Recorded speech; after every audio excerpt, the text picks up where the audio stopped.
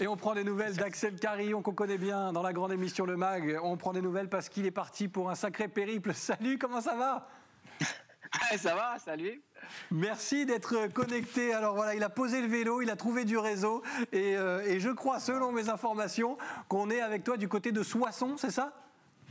C'est ça, on est dans la Marne, là. On est quasiment à 1000 km, donc ça fait presque un tiers de l'expédition qui est complétée.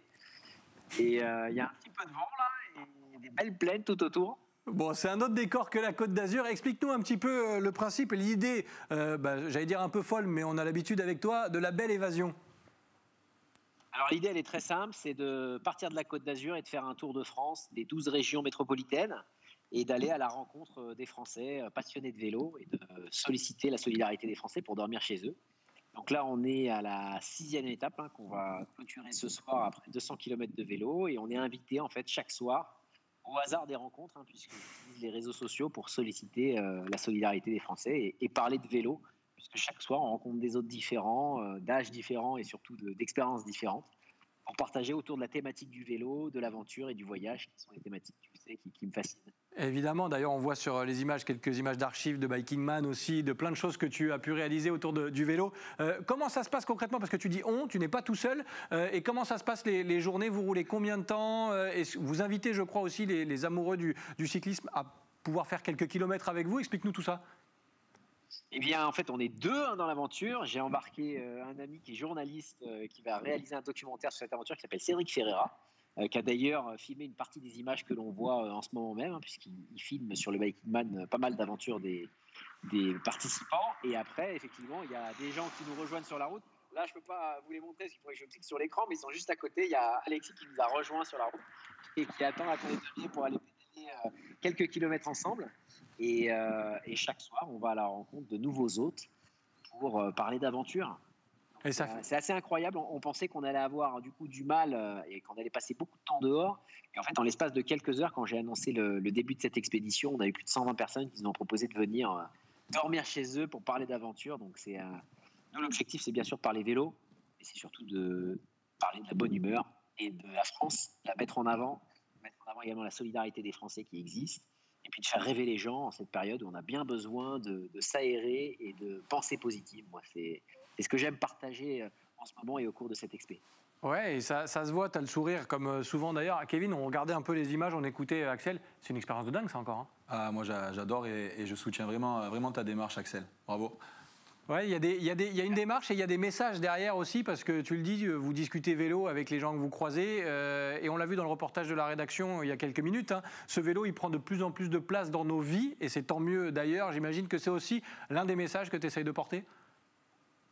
Oui, moi je suis tombé dans la marmite il y a quelques années avec le vélo, et effectivement je pense que c'est une des réponses et une des solutions que l'on peut utiliser presque sans modération avec le Covid, à la fois pour faire de la micro-aventure, du voyage à proximité de chez soi, et bien sûr d'aller à la rencontre des autres, parce que je suis convaincu que la machine, la technologie du vélo, ça permet de faire des rencontres incroyables. Pourquoi, je ne sais pas, il y a une sympathie. C'est peut-être également parce que ça vient de chez nous un petit peu. C'est vrai. Le vélo, la France est la terre du vélo. Et vraiment, c'est un moyen de se le rappeler, c'est de voir cette sympathie, cette solidarité qui existe et cette passion. Là, on a dormi chez des vignerons, on a dormi chez un étudiant, on a dormi chez des passionnés de trek. Ouais, des profils de sport très variés, des profils de pratiques sportives très variés, mais tous et toutes animés par la passion du vélo.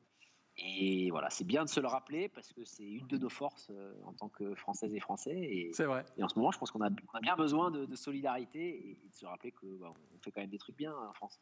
Axel, dernière question, parce que je ne voudrais pas que tu te refroidisses trop, il y a encore des kilomètres à faire.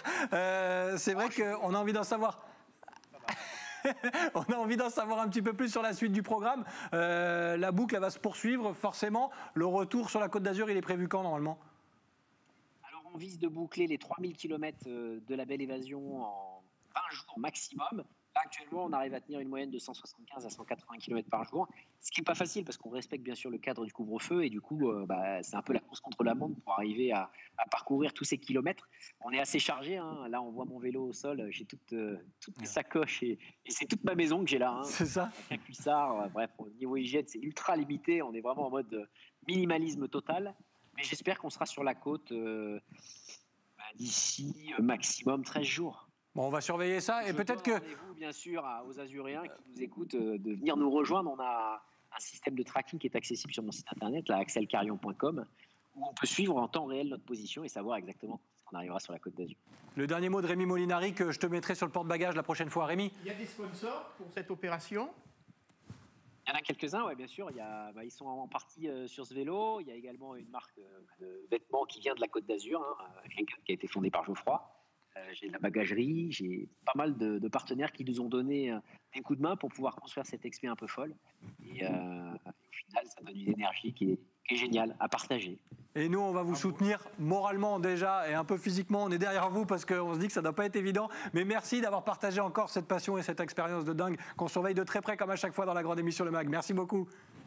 Avec plaisir. Merci. À très bientôt. Voilà, ça fait du bien. On prend l'air et on s'évade et on fait le tour de France.